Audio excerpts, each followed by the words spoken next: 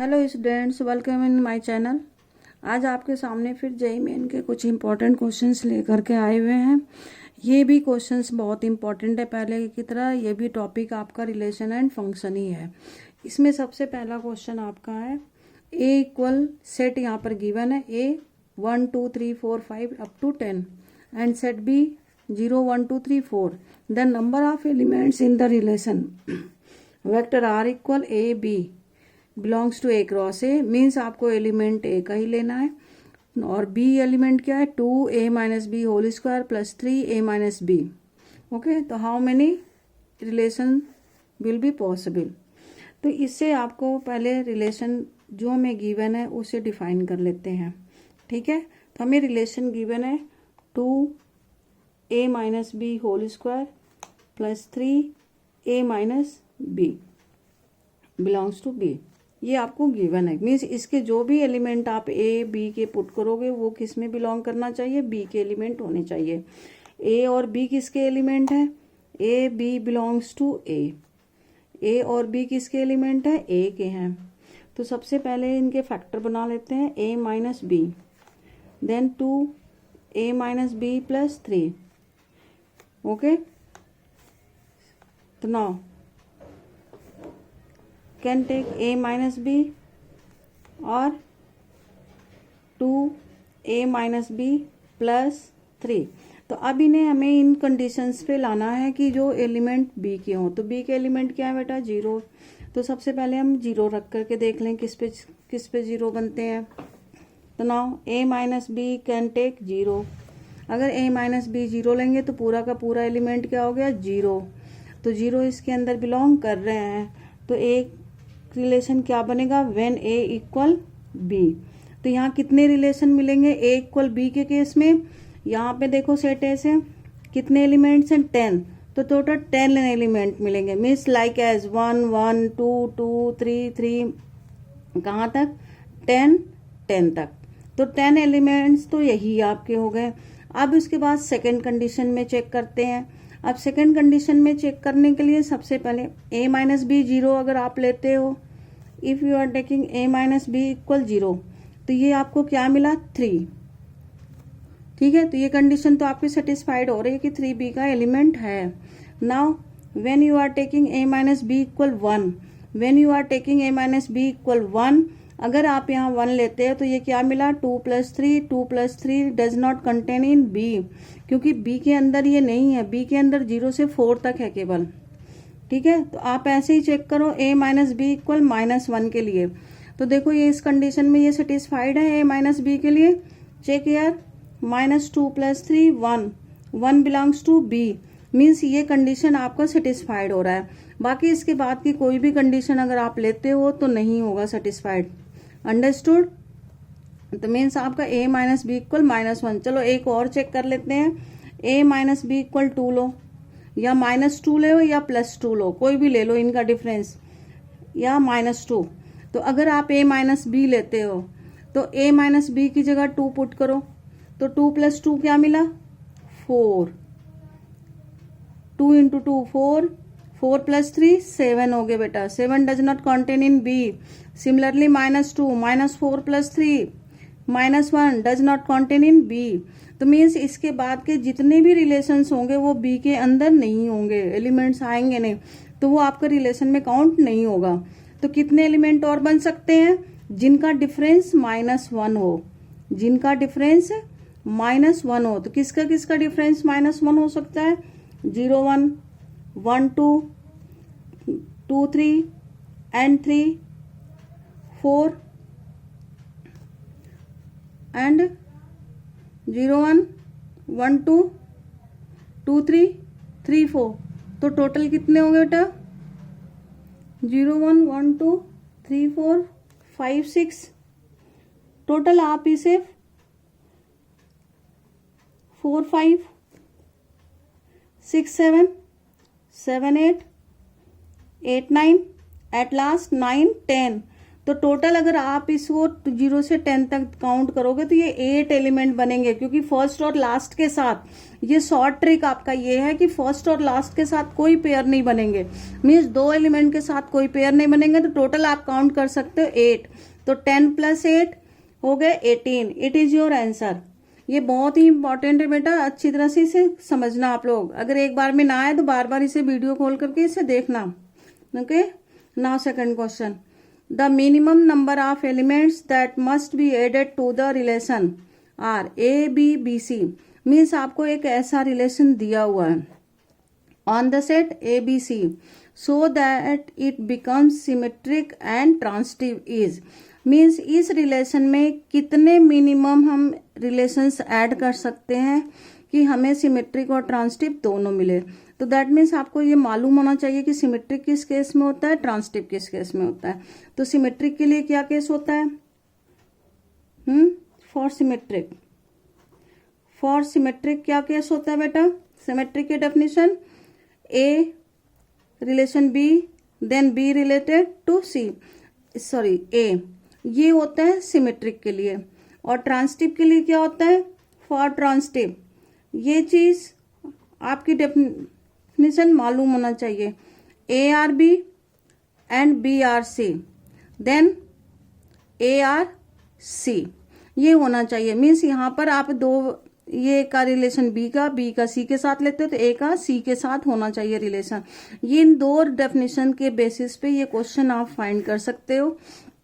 तो देखो relation are आपको गिवन है, क्या गिवन है? इसी रिलेशन में आपको और भी एलिमेंट्स इंक्लूड करने हैं, और भी एलिमेंट। तो देखो सिमेट्रिक और ट्रांसिटिव के लिए, तो सिमेट्रिक की क्या कंडीशन है कि अगर ए बी का रिलेशन आर में है तो बी ए का भी होना चाहिए। तो ए बी तो ऑलरेडी है, तो बी ए नहीं है तो बी ए आप ऐड करोगे। बी सी में सी बी नहीं है तो सी बी ऐड करोगे। तो मीन्स फॉर सिमेट्रिक कितने आपको ऐड करने हैं? 2, इससे ज्यादा नहीं, क्योंकि आपको मिनिमम नंबर्स फाइंड करने हैं। तो for symmetric you have to add B A and C B.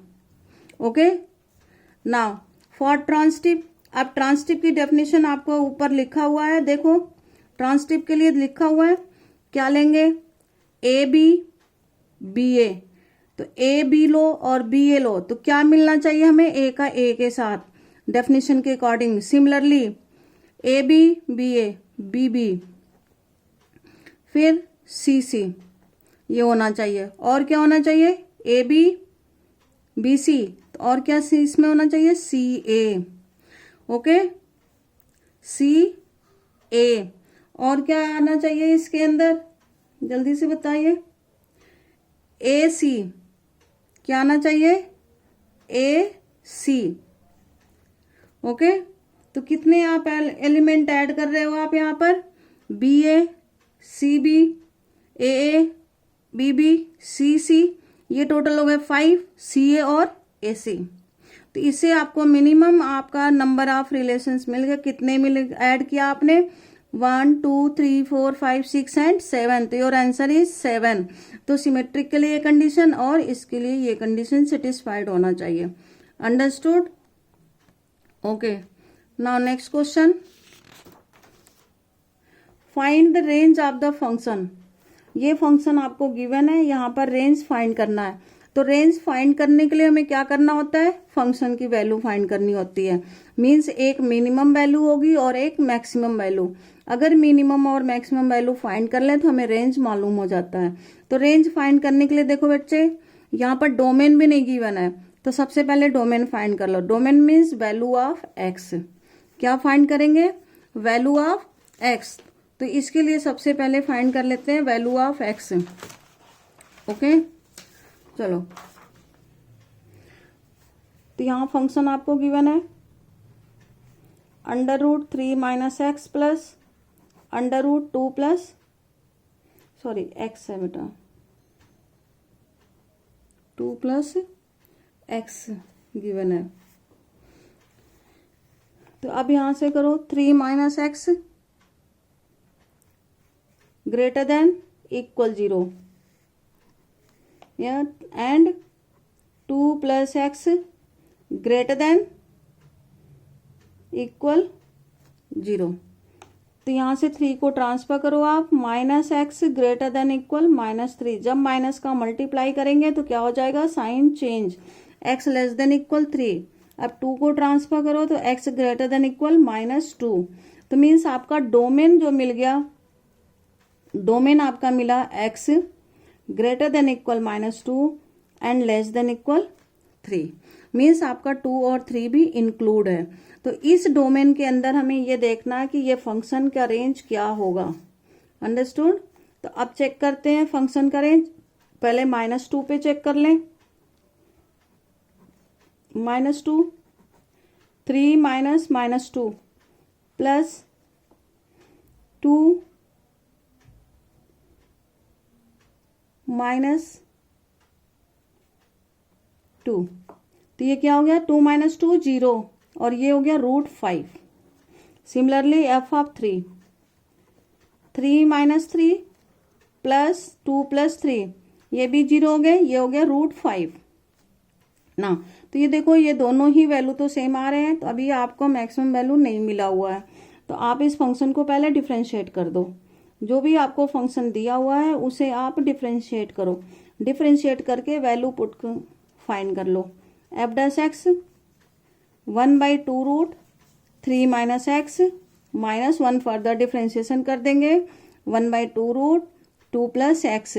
सभी को इनका फॉर्मूला तो याद ही होगा कि डिफरेंशिएशन ऑफ √x आपका होता है 1/2 √x। इस फॉर्मूले से ये और फर्दर डिफरेंशिएशन किया इसलिए -1 आ गया। अब f' को क्या करेंगे, 0। जब 0 किया तो क्या मिला, 3x इक्वल 1/2 √2x। बेटा ये आपकी स्पीड बढ़ाने के लिए इतना फास्ट किया जा रहा था कि आप भी इतनी फास्ट करो जिससे कि एग्जाम में कम टाइम में ज़्यादा क्वेश्चंस कर सको। ओके, तो चलिए ये पूरा सॉल्व करते हैं। तो क्या आ गया, 2x इक्वल 1, x इक्वल 1/2। तो अब ये चेक करते हैं कि x इक्वल 1/2 पर क्या वैल्यूज है। तो fx में पुट करो 1/2, 3 - 1/2 प्लस 2 प्लस 1/2। देखो दोनों में सेम वैल्यू आ रही है। सेम वैल्यू क्या है, √5/2 प्लस √5/2, 2 √5/2। इसको रेशनलाइज कर दीजिए रूट के अंदर, तो ये हो गया 2 √10/4 मीन्स 2 √10/2। 2 2 कैंसिल, क्या आ गया, √10। ये आपका आ गया मैक्सिमम वैल्यू। तो क्या कहाँ से कहाँ तक रेंज आपका हो गया, √5 to √10। It is your answer. तो which part is correct, D part is correct. Understood. तो आप रेंज फाइंड करने के लिए दैट मीन्स कि आपको मैक्सिमम और मिनिमम वैल्यूज फाइंड करना होता है। ओके, यहाँ पे बच्चों थोड़ा ये क्वेश्चन यहाँ पर x है, इसे आप x लिख लेना बच्चों। Okay, now third next question. Now the domain of fx। अब इस ये फंक्शन आपको गिवन है, इसका डोमेन फाइंड करना है। तो डोमेन फाइंड करना मीन्स कि हमें x की वैल्यू फाइंड करनी है कि एक्चुअली यहाँ पर x कहाँ किस कंडीशन तक सेटिस्फाइड होगा। तो बेटा इस फंक्शन को टोटल 3 पार्ट में डिवाइड करो। पहला पार्ट ये है, दूसरा ये है और थर्ड पार्ट ये है। टोटल फंक्शन को इस 3 पार्ट्स में डिफाइन कर लो। सबसे पहले तो ये फंक्शन किस में है, लॉग में है। लॉग, अब ये ध्यान रखना होगा कि लॉग किस किस नंबर्स के लिए डिफाइंड होता है, किस किस नंबर्स के लिए डिफाइंड नहीं होता है। तो डिफाइन किस किस, तो कोई भी लॉग नंबर्स निगेटिव नंबर्स के लिए डिफाइन नहीं होते हैं। तो दैट मीन्स x - 2 निगेटिव नहीं होना चाहिए, ठीक है। और x + 1 में भी सेम कंडीशन ऐसे ही है। तो सबसे पहले हम x - 2 को लेते हैं कि x - 2 की कंडीशन क्या बनेगी। तो इसको पॉजिटिव लेते हैं, पहले फंक्शन लिख लेते हैं, या चलो क्वेश्चन तो यहाँ लिखा ही हुआ है, दोबारा लिख के क्यों टाइम वेस्ट करना, यहीं से देख लेते हैं पहले फर्स्ट पार्ट। तो what is first part, x - 2। अभी आपको बताया कि लॉग फंक्शन निगेटिव के लिए डिफाइन नहीं होता है। लॉग फंक्शन किसके लिए होता है, नॉन निगेटिव नंबर्स के लिए। तो non negative numbers means greater than 0। तो x की वैल्यू क्या होनी चाहिए, x ग्रेटर देन 2। ये कंडीशन बन गई। अब दूसरी कंडीशंस निकालेंगे। x plus 1 greater than 0, that means x greater than -1। अब बेटा यहाँ पर एक क्वेश्चन और आता है कि यहाँ पर जो -1 से इन्फिनिटी तक जो वैल्यू लोगे आप, minus greater than -1, -1 to infinity, तो यहाँ पर एक नंबर और आता है 0। एक नंबर और क्या आता है? 0। तो अगर इस 0 पर ध्यान से देखो तो x-2 क्या आ गया? निगेटिव। x-2 में 0 पुट करो तो क्या आ गया? निगेटिव। इसका मतलब हम लोग 0 नहीं ले सकते, कैन नॉट टेक 0।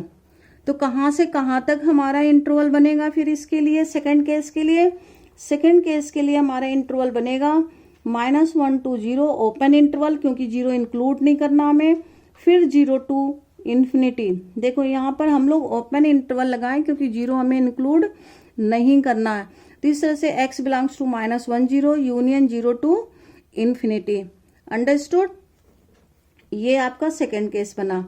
अब चलते हैं थर्ड केस की तरफ। पहले सारे ही केसेस बना लें, फिर देखा जाएगा कि डोमेन क्या है। ये 2 टू इन्फिनिटी हो गया, तो एक कंडीशन ये हो गया, एक ये हो गया। अब थर्ड कंडीशन की तरफ चलते हैं। डिनोमिनेटर क्या होना चाहिए? Not equal to 0। ये आपका फ्रैक्शन,